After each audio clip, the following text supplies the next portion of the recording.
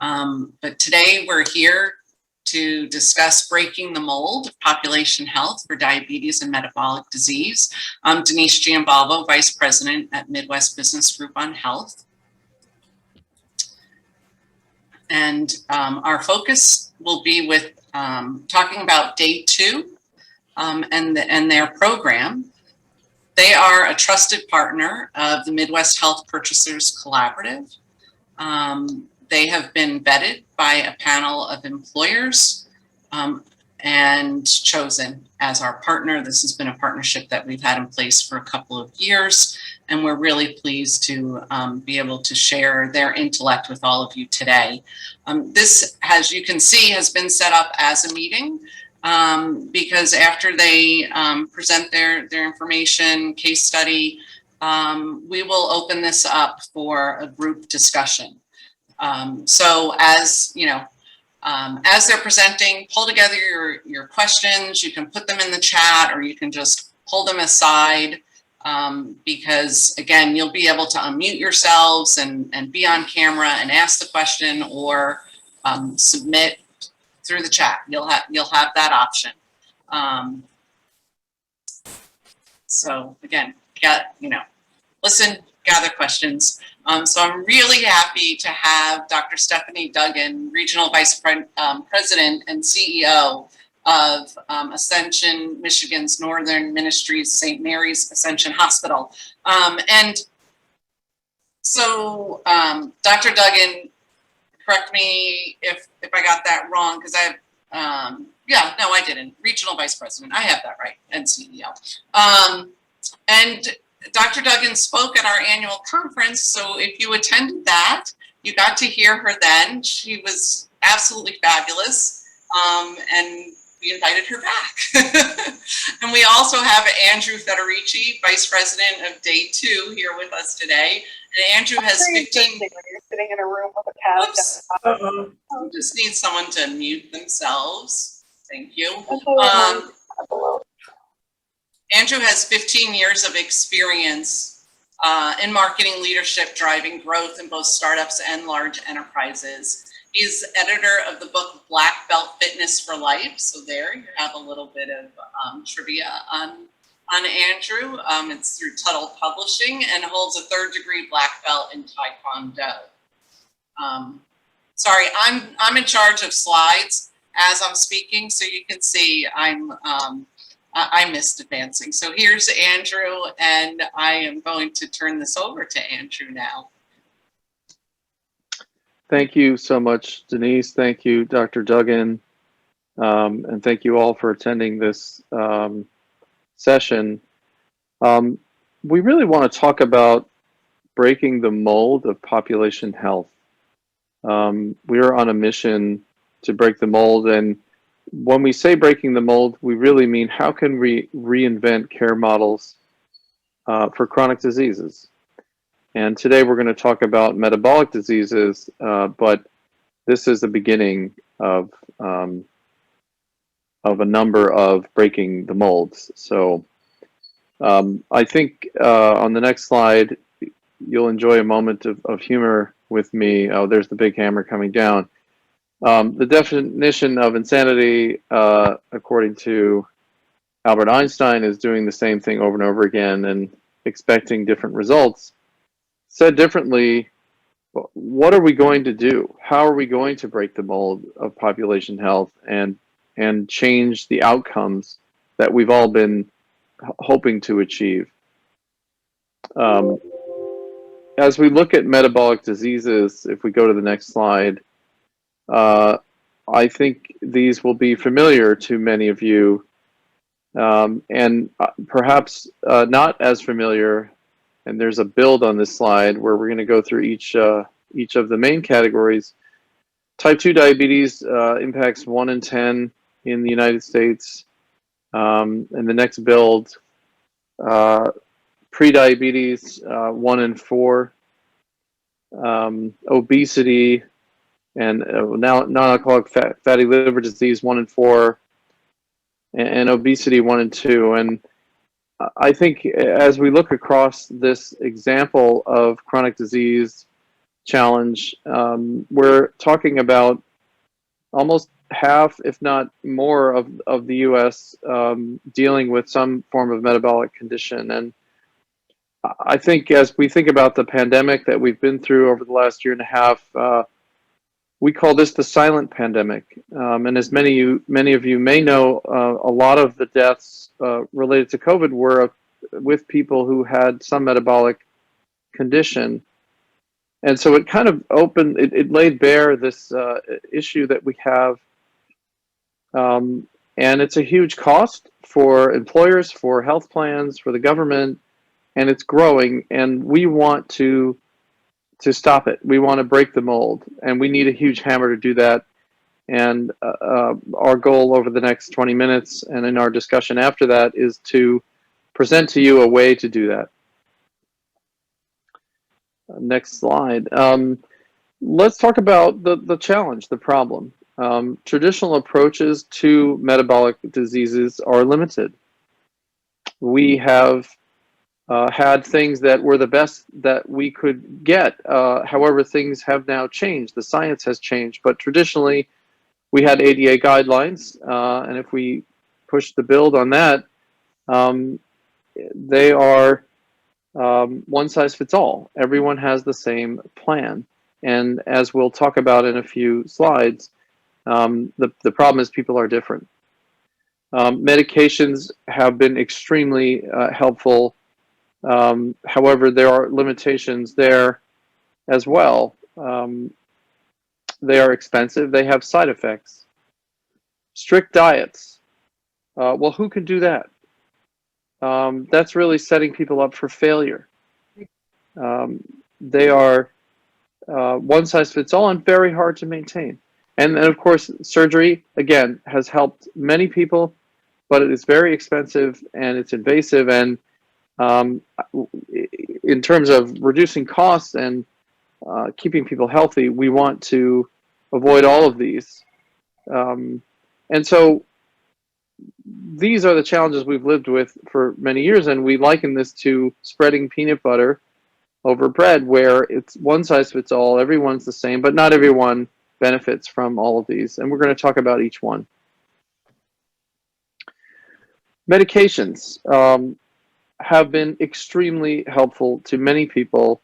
However, the truth is that they don't work for everyone. This data is a slide taken from the FDA drug approval trials for each of the medications that you see. The figures in blue represent meaningful clinical impact, and the figures in red represent people for which there was no meaningful impact. And so we're seeing that, if we average this out, 25% of medications are having a positive impact. And so medications are not personalized in the way that would fit every single person who takes them. So on the next slide, we're really talking about how to move from being reactive to being proactive. And the great news is the science has changed, and the time is now to smash this mold into pieces with a scientific hammer. Let's talk about how we can do that, and then Dr. Duggan is going to share with you some real-world results from the Day 2 program among employees of the St. Mary's Ascension St. Mary's Hospital system. When we talk about diets, there's a history of saying yes and no to certain foods for people with metabolic disease. As you can see, the check marks and the X's. But with microbiome science, we can provide a precision direction for on what we're calling N of 1 nutrition. And we know this because we have discovered in our scientific studies now 5 years on that people respond differently to the same foods.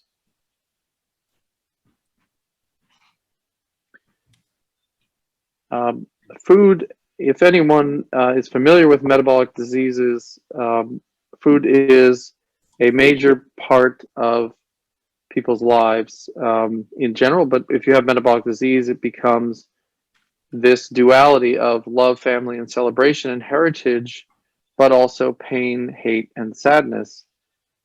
And this is not only physiological, but also psychological. And we have to reorient ourselves when it comes to food in a way that fits our lifestyle, but also allows us to keep blood sugar in control. And we're going to talk about how to do that.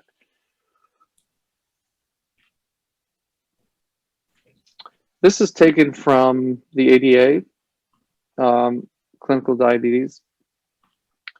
Food choices are the biggest stressor for people with metabolic disease and diabetes. No matter which category you fall into, type 2 being the majority of it, but type 1 and type 2 with insulin or without insulin, this is really what is causing not only the underlying conditions, but also the stress. So how do we break the mold? How do we smash the mold here and make a change that is sustainable and drives the outcomes we've all been hoping for? Well, it consists of 3 parts.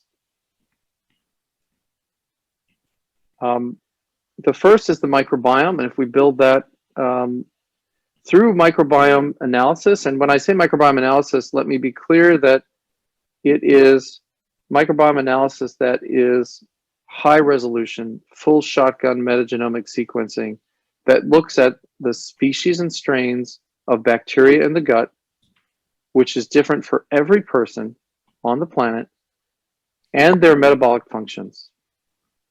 And through that analysis, we can know what bacteria exist and what their functions are. That analysis is put through an algorithm, an artificial intelligence-based algorithm. And if we build that, what that yields is a predictive food RX, a food prescription, if you will, that scores your gut bacteria against a database of grocery items, restaurant, and foods. And this gives you a blueprint for how to keep your blood sugar in control. This is paired with a dietitian one-on-one. If we build that piece of the slide, which includes behavioral coaching to address motivation and readiness, these 3 things together give people a proactive approach to metabolic disease. We can tell people in advance, here are the foods you love. Let's make small tweaks to them based on the gut microbiome analysis so that they don't affect your blood sugar in a negative way. And that's the breaking of the mold. And just to ground this in, well, what does that actually mean? How does it work? These are 3 participants from one of our clinical trials. And you can see they all ate oatmeal and had very different responses to that oatmeal. The gentleman on the left had a huge spike and a trough. The woman in the middle had no response, kept her time in range, in the healthy range. And the gentleman on the right had a spike and a trough as well. So this is, and if we were all on this discussion to eat oatmeal, we would all have different responses as well, individual responses. So if you love oatmeal, I love oatmeal. Some of you may love oatmeal, but if you have metabolic disease, you may have been told you can't eat oatmeal, you can't touch it. Well, that's not actually the case. If we build to the next slide, through the 3 steps that I shared with you previously, through the microbiome analysis and the algorithm, you can eat your oatmeal, but you might have to add another ingredient. In this case, for the gentleman on the left, it was almonds, and a certain number of almonds, a certain dosage, if you will, of food. For the woman in the middle, she may have been told you can't eat oatmeal, but she actually can, and it has no negative impact to her blood sugar. The gentleman on the right needs walnuts, not almonds, a very specific ingredient to keep his blood sugar in control, and he's even able to add blueberries.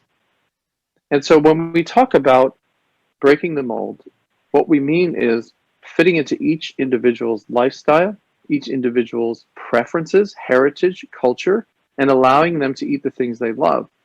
And when we talk about engagement and retention and utilization, this is where breaking the mold comes a reality, because now people are not in a culture of no anymore. They're in a culture of yes, with small modifications that allow them to live the life that they want to live and keep themselves healthy. So I'm going to turn this over to Dr. Stephanie Duggan, who is President and CEO of Ascension St. Mary's in Michigan, to talk about how this was put into practice with a population of employees at the hospital. Thank you so much, Dr. Duggan, for joining us again. Remember, Andrew, it's dug in the ditch. It's where I live. Absolutely. So thank you, Andrew. Thank you, Denise, for the lovely words earlier. I'm really excited to be a part of this pilot project. I had met Andrew and some of the other Day 2 folks, and I'm a big believer in food as medicine. I think it is underutilized. I'm an emergency medicine physician by training, so I like to have things moving along and having a brisk pace. I never intended to become an administrator. I always thought I would stay as an active practicing clinical physician, but you let life develop as it's meant to. So I am really blessed to be back in Saginaw, where I did 15 years in the emergency department. And then I traveled down to Pensacola, Florida to become a chief medical officer, then went to Birmingham, Alabama as a chief clinical officer, and then came back as the regional president and CEO for the same hospital that I did the majority of my clinical work in. So we have 3 very distinct hospitals. We have St. Mary's Main Hospital, which is 268 beds, high acuity, inner city, been here for almost 150 years. So very much the tertiary referral hospital. We have Ascension St. Joseph Hospital, which is 47 beds. It's acute care, but it's a rural hospital. So a little different patient population, a little different employee population. And then we have Ascension Standish, and this is our critical access. So the neediest of the needy, not necessarily great access. So we love how we have the system, because it's a really fun place to pilot things to see what happens. So when we were talking about, well, what do we want to do, with this program? Do we want to just pilot it at St. Mary's, or do we want to have, employees from all 3 of the sites? And so working with Day 2, we piloted it, and we ended up with, I believe, 25 total participants. Andrew, is that right? Yes, it is. So we had 25 total participants divided between the 3 sites. And what was amazing to me was how consistent the results were regardless of the sites, because with the diabetes and with using the food as medicine, it was remarkable the impact it had on people's lives. One of the reasons I'm so excited about this is I was in medical school, sitting next to my girlfriend, and I'm not going to tell you how many years ago, but we'll just say more than 20. And we were sitting in the big lecture hall at Wayne State University, where I was privileged to attend. And the professor was teaching us how multiple sclerosis was not hereditary. And aren't we excited about that? And my girlfriend's mom has significant multiple sclerosis. And so my girlfriend turned to me and said, "Oh, this is great. I don't have to worry about it." Well, less than 2 years later, she did get diagnosed with MS, and it turns out it is heritable. And so I don't think we should be surprised as a medical community that each one of us is unique, but there are going to be certain genomic sequences that we're going to work out. And as the microbiomes become more and more well known, it makes intuitive sense that we are able to regulate our bodies by what we're eating. So I'm very excited about where we're headed with this. And if we can go to the next slide, hopefully the video will work.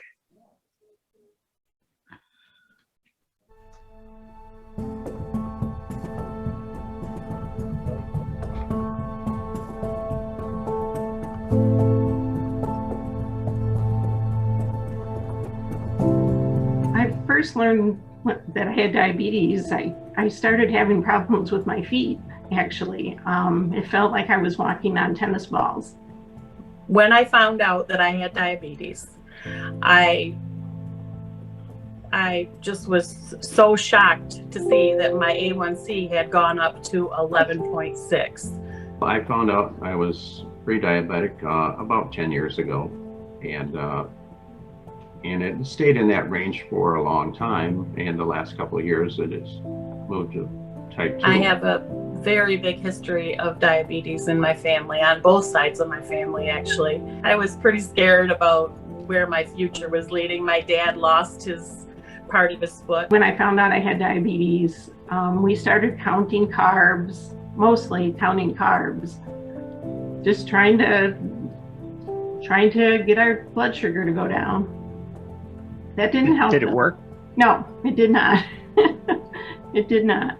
I know I wouldn't have as much success coming down if it wasn't for day 2, for sure. And I would definitely tell anyone that this is a program that they should be doing. If you have a problem with your, being diabetic at all, you need to know the things that you guys have let me see. My A1C has gone down to the pre-diabetic range, which it hasn't been in a long time, and I've lost 15 pounds, which I'm very happy.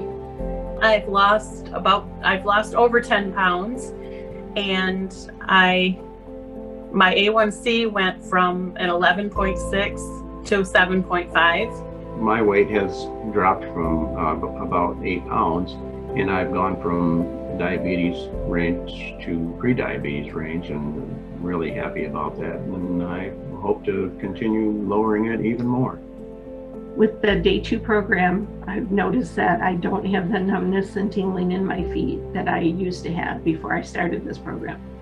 I know I wouldn't have as much success coming down if it wasn't for day 2. I would like to thank Ascension St. Mary's for offering this program to all of the associates. I hope a lot of associates have taken it up.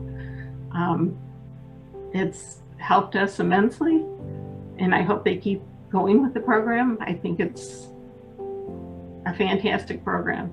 My energy has shot through the roof. I feel so much better, and as an employer, you would want all of your employees to feel this way. I think it's a wonderful program, and anyone that has diabetes should do it if there's any way possible.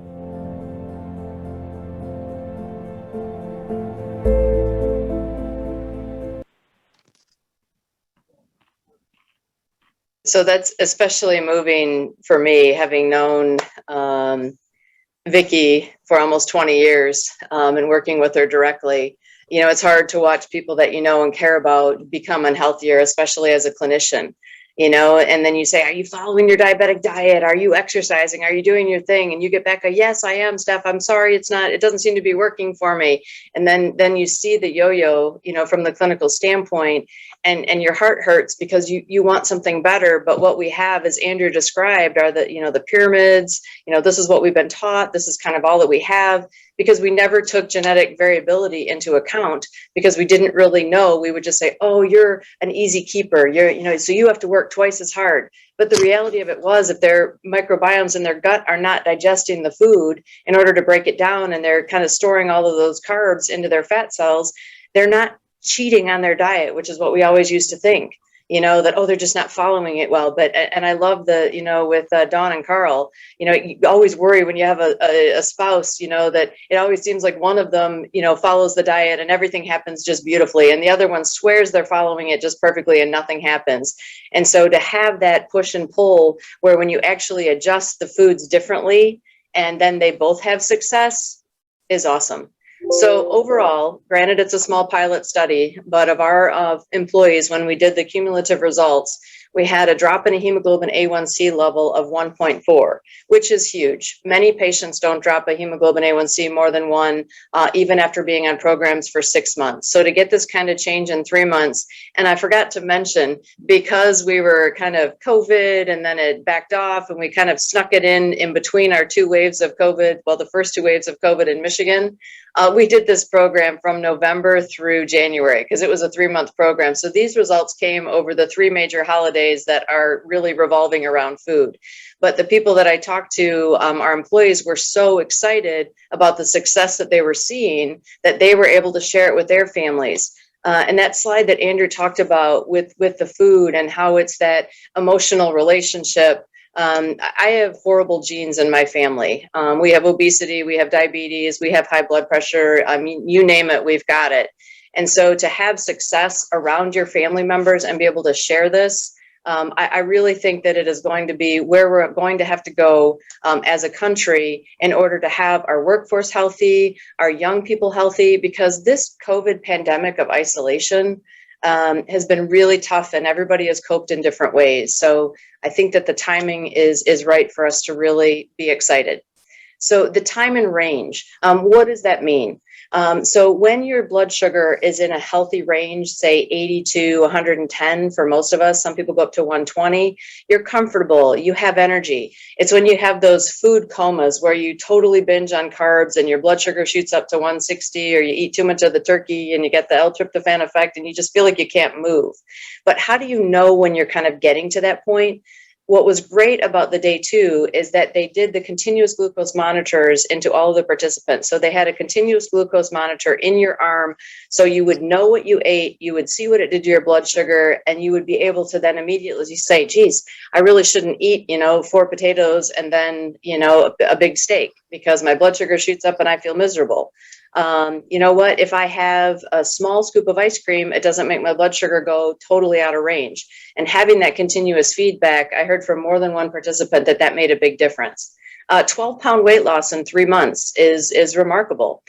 We did have one person that actually gained weight, and she was very distressed that she gained weight, but her hemoglobin A1C actually dropped almost, I think it was 1.8. So she just has to work on her portions, but actually she was still getting healthier as far as getting control of her diabetes. So 12-pound weight loss on average is remarkable. Patient engagement and staff engagement increased 90%.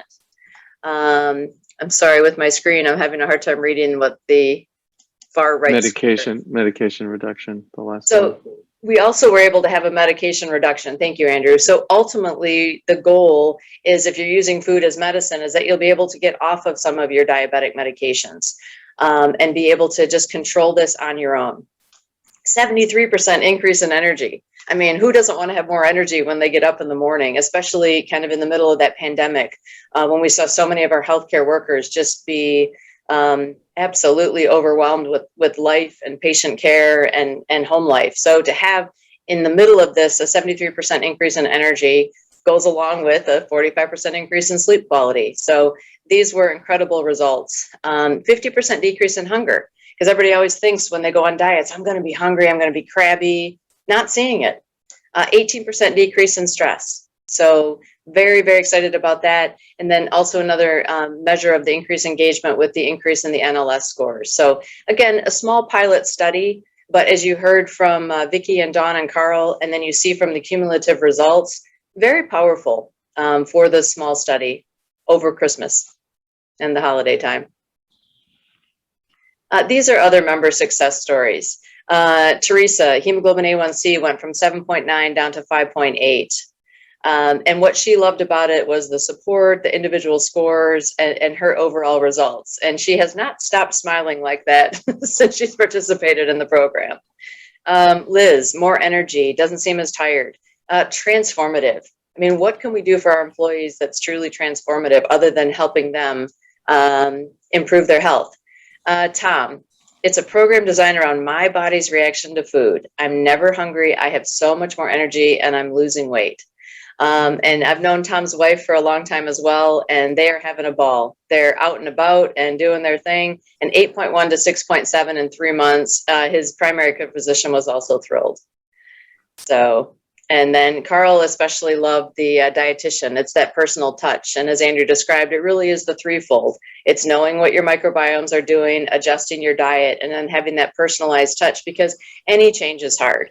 And when you're doing that kind of change, especially those first, 3 months, you really need to have that kind of individual support, especially those first couple of weeks when you're really changing your habits. So 4 examples of people, in addition to Vicki and Dawn and Carl, that have had incredible success with the program.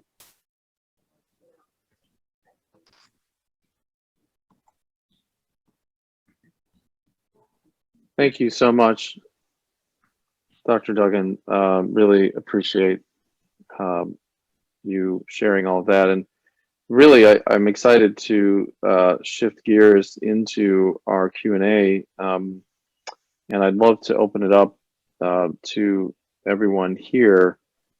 And I'd love to hear what programs people are using. If you're an employer, if you're a health plan, what has your experience been with metabolic disease and diabetes, and what programs do you have in place, and how are they helping, or what challenges do you have with them? So I'll add that, well, as people are getting their questions together, you can submit them through the chat, or you can just come on camera and unmute yourself and ask and participate, in this discussion. And while we wait for you to get that together, I like a couple of comments. One is, Dr. Duggan, when you were sharing the results from the pilot, and you had mentioned that you had one person that gained weight, right? But they still reduced their A1C.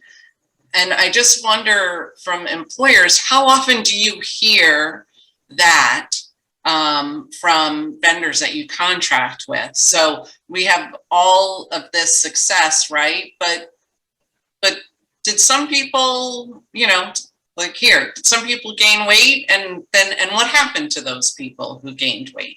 So in this case, it was still a positive, and to have only 1 out of 25 that did gain weight is phenomenal. So anyway, so bravo for how this is all reported out, because we have seen where someone who's providing chronic disease management services don't present all the full picture, right? And you did that here, so thank you. Vince, hi, how are you? Good, thank you. Hello, Dr. Duggan and Mr. Federici. My question is, Dr. Duggan, what was the decision-making process that you and leadership at your organization went through to bring on Day 2 as a project? What was the time frame? How long did it take to decide to do this? I know you're an ER doc, so it's probably 20 minutes, but. So my biggest challenge, Vince, in moving from an ER doctor to administration was that in the ER world, a really long, thought process for me was a patient that lasted my entire shift. And I've had to really transition that now that I'm in administration to a short project is anything that I can do in less than 6 months. And so that's been a big growth opportunity. So this project actually came through a collaboration that we're involved in locally called Mahaya, which is our regional kind of economic company. Well, it's not really a company. It's about 15 different market leaders that come together to try and improve. And Dr. Kathy Bassi leads that group. And she had met up with Day 2 and said, hey, we should pilot this in this area. Because like many of the communities in which you are all in, there are pockets that do really well. For us, we have a community called Midland, which is always in the top 10% for health. And then we're in Saginaw, and we're always in the bottom quartile, which is frustrating. And so this program could be applied to all of these areas. And let's take a look and see what could happen. So the program was presented. I am a part of a national health ministry, Ascension. And so I had to make sure that I had local approval as well as the support from our state and national team that this is something we would be willing to pilot. So it actually took us almost a full year to say that we were okay to do this because it was strictly a pilot. And these results, as I said, fully quantified, are strictly pilot, but they're so exciting that, there is support for sharing them. Andrew, did I miss anything? Not at all. And are there plans to move forward? To So expand? that's a great question, Denise. And our folks are all continuing within the program and are still continuing. We haven't done any follow-up results or restudies, and we're trying to figure out what that next step looks like. Do we start another pilot? Do we continue with this group of 25? So I'm having more conversations about what the actual next step will be in order to gain the full efficiency and benefit for our employees. I don't know what that looks like yet. Great, thank you. Yeah, we look forward to that update. Andrew, here's a question for you. Are you doing anything in the childhood diabetes space right now, or just employees? Thank you for the question, Sarah. We are not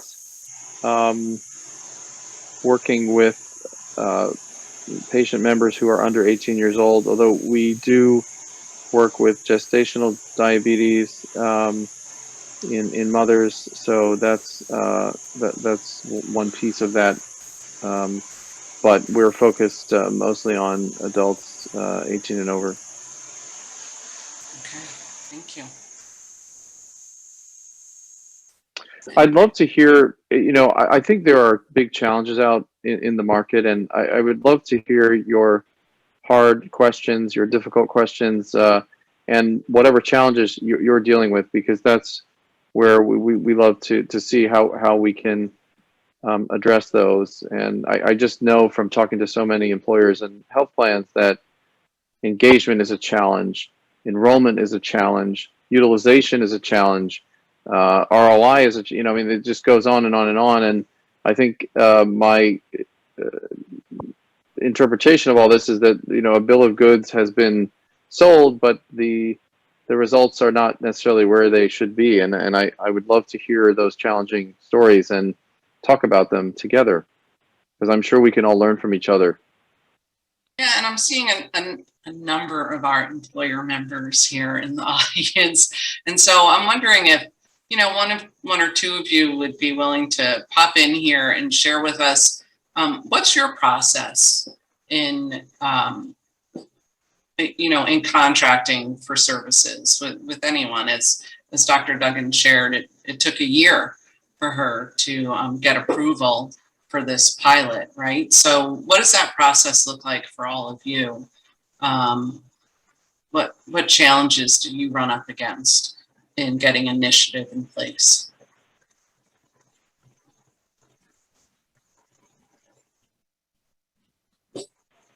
Carol, thank you.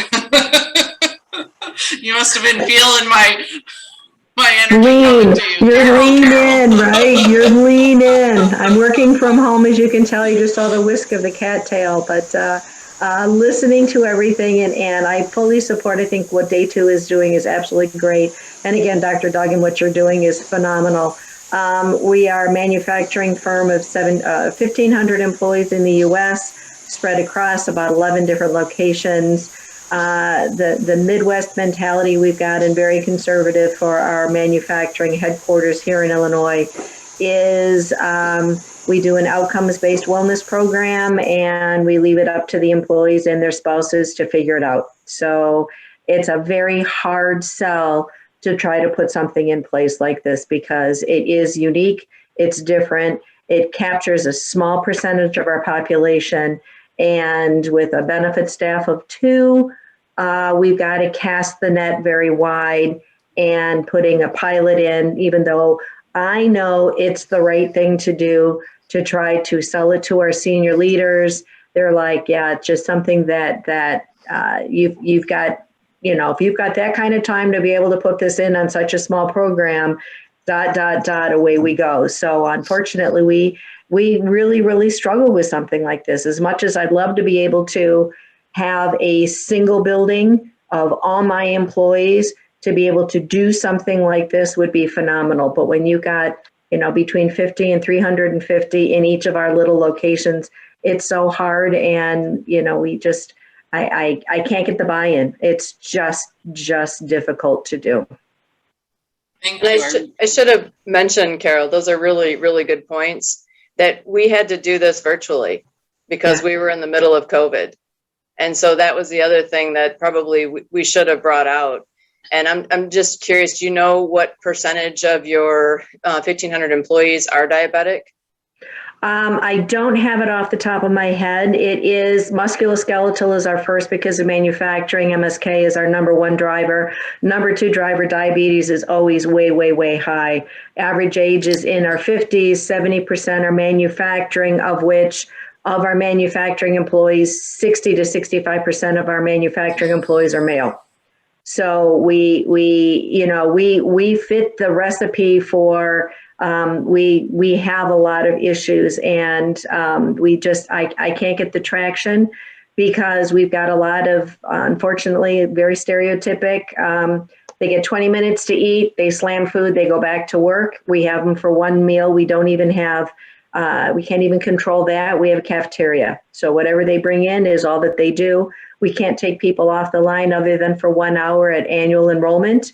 And other than that, we're building product. So it's all those obstacles. So we rely very hard on their own physicians, and we hold our employees accountable by an outcomes-based wellness program, of which glucose and then the reverse of the A1C tracking is part of the mechanism that we watch for. But they can say that I'm working with my physician, the physician validates it, and that's to the extent we can do because of regulations. So would love to be able to put something in place like this, because I really do feel that we have expenses further down the road because of complications, right? And I just can't get my senior leaders to connect those dots. So we have to stay very Midwestern and status quo. Thank you, Carol, so much for sharing that. Do other attendees have similar challenges in terms of buy-in or location? I mirror everything that Carol just said. We too are in manufacturing. Same thing with me. It's Tale of Two Cities.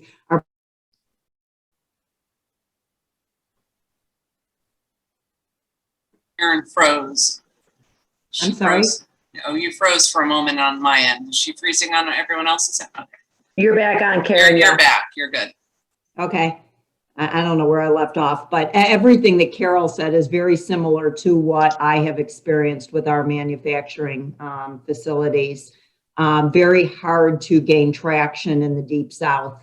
What we have up, our manufacturing plants are in the Deep South. We're headquartered here in Chicago, but very difficult. And, we've tried different things to try to be creative with things. We have not put in something this targeted. Trying to work with our RX vendor right now in zeroing in on people who we can identify are diabetics, but down the road, I'd love to do something along these lines. I think one of the keys to success for our pilot was we targeted and really talked it up from you think that, that healthcare staff, as opposed to manufacturing, we understand what it should be like to be healthy, but we're the worst. Our obesity rates are significantly elevated. It's like the tale of two extremes. You're either the super fit, super healthy person, or you're I got to have another diet soda and a coffee to get through my midnight shift. And so it's the same kind of struggles, but for very different reasons. And it's helping break down those barriers so people are willing to try something, because if they do feel better, they're much more likely to stick with the change. It's just breaking down those barriers and figuring out how do we help people get through that initial hump, that they're going to be better. It's going to be impactful for their kids and their spouses. I don't have the answer, but I definitely appreciate the dialogue about the problem. I've got a quick question for you, though. In terms of identifying the pre-diabetics, do you have a standard age or category that you start testing A1Cs on? No. We follow the American diabetic recommendations, and our primary care offices are responsible for that. So if you have a predisposition to diabetes, and generally during your annual physical, you'll get a blood test drawn called a Chem7 that will have your regular glucose level in it. And if that glucose is elevated more than 100 to 140, they will then test your hemoglobin A1C. So it's more driven on the lab results than on just a random screen. It's a great question. Okay. We see a lot of interest, again, 1,500 employees, small staff to be able to manage this and other responsibilities. And I believe we've talked with Andrew and other organizations about if we can hear from you, get that endorsement, get those programs somehow through our PBM or our medical plan where we can get that better pricing, because again, purchasing quantity is so much better. but it's easier for us to be able to get that endorsement, expand our program, say it's through the PBM, because they've already got the medication or lack of medication. They may see claims, may not see claims, and then we can say, hey, this is what we're able to do. We can do a targeted mailing. We can push something through that way, and then hopefully do something different with the pricing so that you can offer medication at a lesser cost or free if you're in this program, and do something like that, because just being able to do it as an employer, it just takes up too much of my time to try to get this in place and communicate it and get it out to our HR staff and do all of that, where it's so much more of a plug and play if it's through the insurance carrier or if it's through our PBM, because we have those two separate. It helps us. And so, that's how we got telemedicine in. We didn't bring it on ourselves. We had it as a bolt-on with our employer. Our insurance carrier. We were able to bring it on that way. There's other programs that we're able to do that way. So like Karen and some of the other ladies and gentlemen that I see on this program we're with, if we can get it through that way, it's easier for us to introduce it and get it into our employee group, just because we're limited with resources. So, and I know we have talked about this before as an avenue, but it's very helpful that way. Sure. No, I completely hear you, Carol. Thanks for sharing that, and thank you, Karen, as well. I think we do operate many programs in fragmented companies across the country, some very large media companies where it's like one person in every, or like hundreds in every state. But so our virtual care model is very adaptable to that. I hear you on the health plan side, and we certainly do have some relationships there. I think we do operate at up to 100% fees at risk, so we are outcomes based, so that in terms of cost, unless there are outcomes, you don't pay. I think the other thing is that we, other than the claims file analysis that we would do up front to understand which populations you want to focus on, and what, typically go after the most in the most unhealthy and the most perhaps costly, we are pretty much plug and play in terms of doing the outreach, doing the enrollment, doing all of that is and has always been our responsibility. So it's more like we turn the key, we do all of that, we send you the reports every quarter, and you don't pay until there are outcomes. And we figure that at least we've certainly gotten some great opportunities that is an attractive opportunity to prove what you're saying. And I can vouch for that. I mean, we were in the middle of a pandemic, and I had almost little to no help to offer. Correct. And they reached out, got the employees excited, did the video that, did the summary, sent me the summary table of the results. I mean, I was individually acting with people when I'd round and see them on the floors, but you really did, Andrew and his team. It was painless on my part. Good. Thank you. Yeah. Thank you. And Andrew, you offered to our members a pilot last year and the year before, and so I'm assuming that this year, if someone wanted to start with a small pilot, that's still on the table. Absolutely. I think everyone likes to approach this in their own way, and so we want to be flexible. And we just, we're on a mission against this pandemic because it's just become untenable. And I think the CDC is projecting that half the country will be obese in the next 10. It's just you look at these numbers and the cost. And if anybody knows some of the obesity drugs that the FDA approved, I think June 6th, something called Movavi, which is Novo Nordisk's new drug for obesity, and I mean it's $1,300 a month. You think about that hitting half the country, and I don't know. It's just, the numbers just get staggering, and so we feel that working with employers directly and also health plans is a way to overcome this. And MBGH has a special interest in that area as it pertains to people with prediabetes. been doing a lot of work over the past few years. Judy Hearn has headed up that project with the state of Illinois. And so can day 2 be recommended to employers as a diabetes prevention program versus managing type 2 diabetes? Certainly, we operate in that space, and these are the people who, I think it's a staggering number again, that 70% will become type 2 within 2 years. I mean, I may be slightly off on the timing, but yes, Denise, it's a great point that when you put prediabetes and type 2 diabetes together, we're talking 35% of the typical employee population. Thank you. And I don't know, I see Judy Hearn's on the line. Judy, do you want to add to any of those statistics? You're very fluid in those.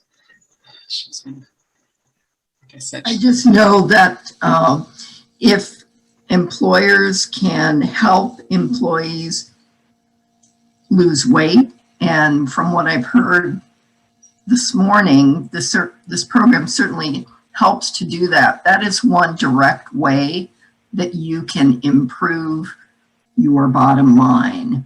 Most of the time, we don't have any control over what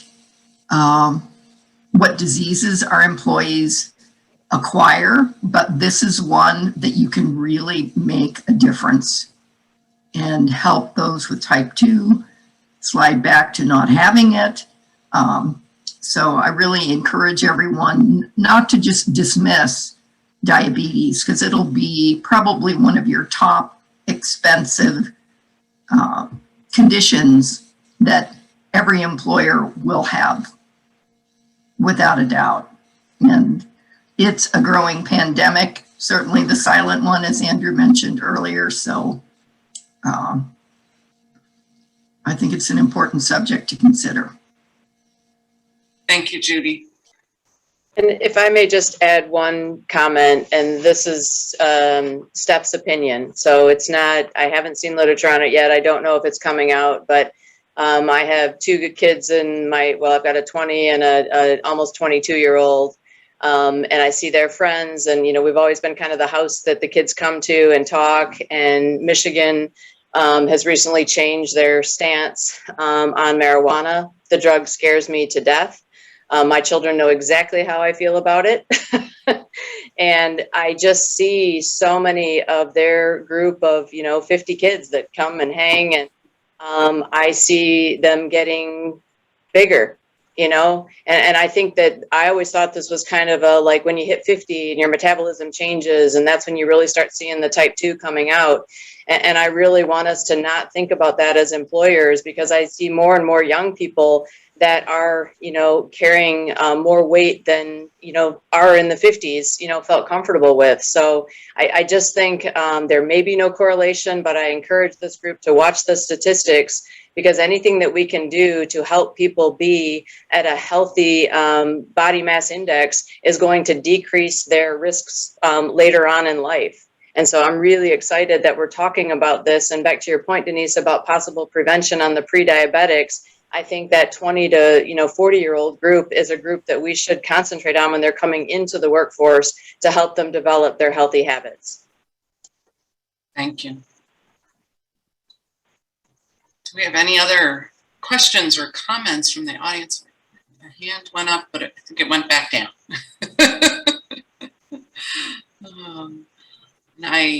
I'm just going to call on one last person, because I see Teresa Flesh out here in the audience, and Teresa works for the state of Illinois, and so she has a whole different challenge out there. And so, Teresa, I'm just wondering if you're able to unmute and just kind of share with us, what you're managing at a state level. So what I do at the state level is the Medicaid side of things, so I used to be in the employee group health, so we cover over 3 million lives in Illinois that are enrolled in Medicaid. And actually, I've been talking to Day 2 about doing a pilot program for the Medicaid recipients in Illinois. They've done one for Michigan, so we're actually in talks right now to try to do a pilot program in Illinois. That's fabulous. About how many people do you think would be included in that if you're able to move forward with that pilot? You know what? I think it's too soon to tell. And we do, it's kind of complicated the way the plans are set up. So we have about 80% of our population enrolled in a managed care plan.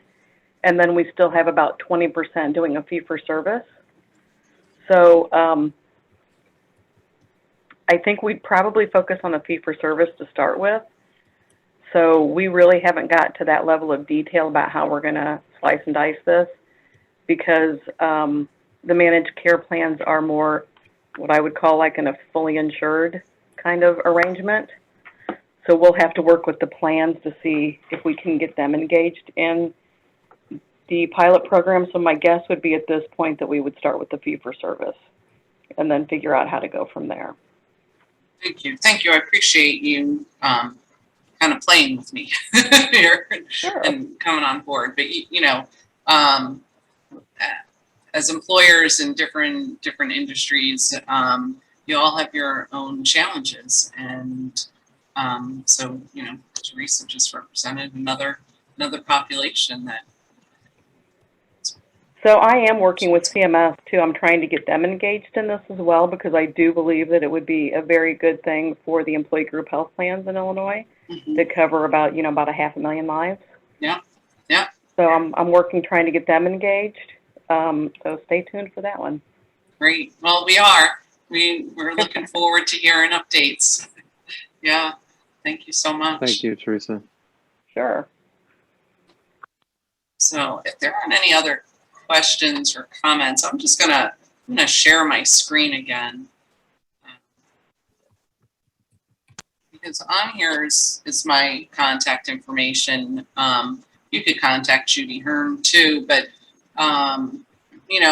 as with Day 2 being a partner, we love to be able to make that handoff, that introduction. So if anyone who's listening today would like to learn more, would like to connect to Day 2, just reach out to us. We're happy to make this introduction and follow your success. So we very thankful to Andrew and Stephanie for being here today. This was valuable information. Appreciate the employers who popped in, Carol and Karen for contributing, Vince, Teresa. I'm probably missing some other people, but thank you for the dialogue that we were able to have. Thank you so much. Okay. I'll see all of you soon, and hopefully in person. Yes. I'm fully vaccinated. If you're fully vaccinated, I'll meet you. Keep washing your hands. Wash your hands. Yes, I'm holding them up. Wash your hands. If you think you have a cold, put a mask on. All right. Bye, everyone. Thank you so much. Thank you, Dr. Duggan. you. Thank you, Denise. Pleasure. You're Thank you, welcome. Judy. Thanks, Bye-bye. everyone. Bye-bye.